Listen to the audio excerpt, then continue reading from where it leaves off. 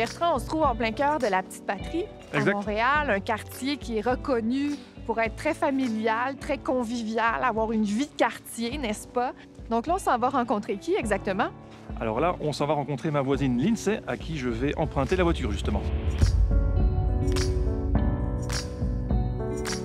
On est bon au Québec dans l'autopartage. Ah oui? Savais-tu? Oui, Non, je savais absolument. Oh oui, on est vraiment très bon. Même qu'on fait bonne figure à travers le monde. Là, on a 3000 véhicules communautaux Oui, au tout à Québec. fait. Il existe toutes sortes d'initiatives d'autopartage, ça, c'en est une, mais il y a aussi l'autopartage de pair à pair, c'est-à-dire entre voisins ou entre petits groupes de communautés. Et c'est exactement ce que je suis allée explorer avec un groupe de voisins. Ce sont des gens qui avaient envie de pousser un petit peu plus loin le changement au niveau de la mobilité. Vous avez poussé l'expérience voisinage et qualité de vie entre voisins un peu plus loin en mettant sur pied Locomotion.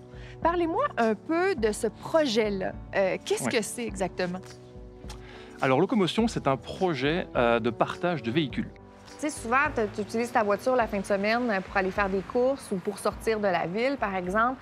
Tout au long de la semaine, elle reste stationnée là, elle est inutilisée, elle s'use seule, stationnée. Donc, l'idée, c'est vraiment d'offrir ta voiture à des voisins. Partage multivéhicule, ça veut dire qu'on a, dans le fond, conçu des outils qui permettent aux voisins de se partager tout type de véhicules. Ça peut être des voitures, ça peut être des vélos spéciaux, des remorques à vélo. Donc, soit des véhicules entre nous, je prête mon véhicule à mon voisin, soit des véhicules qu'on met ensemble, des véhicules collectifs, pour en fait se donner accès à plus de possibilités de déplacement.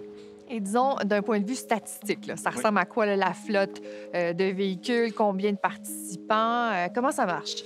D'un point de vue statistique, maintenant, on approche les 500 participants.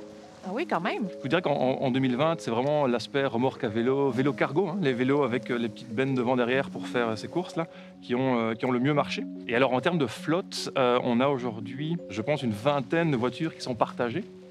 Et au niveau des remorques, ça doit tourner quelque part dans ces eaux-là aussi. Une vingtaine de remorques, sans doute, quelques vélos cargo, 5-6 vélos cargo. Bertrand Fousse a un MBA en gestion et diplômé en génie et en journalisme. Il a cofondé l'organisme Solon. Solon, c'est justement un organisme qui va aider à la transition, qui va réfléchir à la mobilité dans les villes, entre autres. Et donc, est née de ça l'initiative Locomotion. Bonjour Lindsay! Bonjour! Comment tu t'appelles? Gaëlle, enchantée. Est-ce que je comprends que la voiture est prête pour Bertrand? La voiture est prête pour Bertrand, déneigée, tout. Elle est déneigée. Magnifique.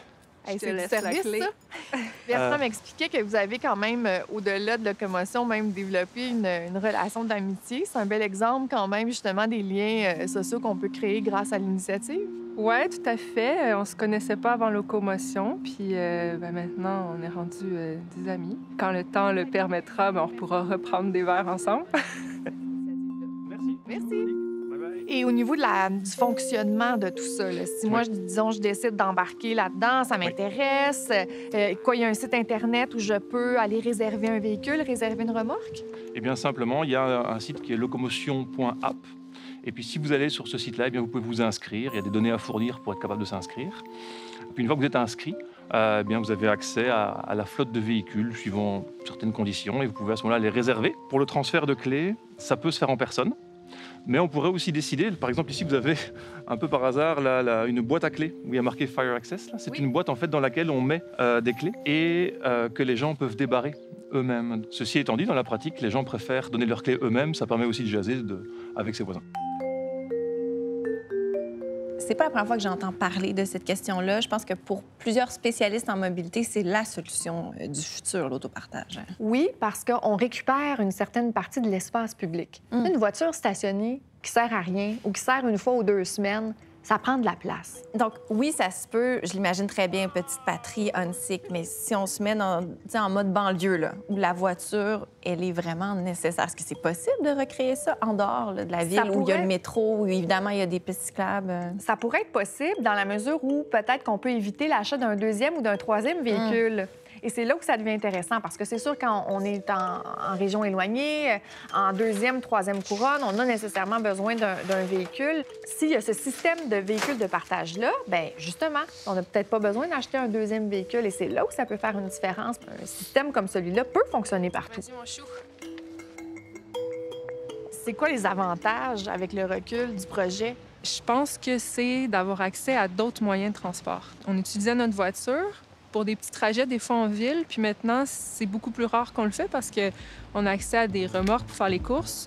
On a accès à une remorque pour enfants si on va aller faire un tour avec beaucoup de stock, un pique-nique et tout ça. Puis moi, je trouve ça important aussi dans un quartier de se créer un tissu social, puis de connaître ses voisins, puis de compter les uns sur les autres un peu en tout temps, puis pour tout. Donc, ça pourrait faire des petits un Oui. peu partout à Montréal, éventuellement, votre initiative. C'est ce que je comprends.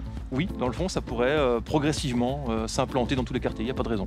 Alors, oui, ça prend de la gestion, mais ça fait partie du plaisir. C'est ça aussi le lien social, c'est le fait de se donner la capacité collectivement de s'approprier de ces projets-là et de les faire vivre.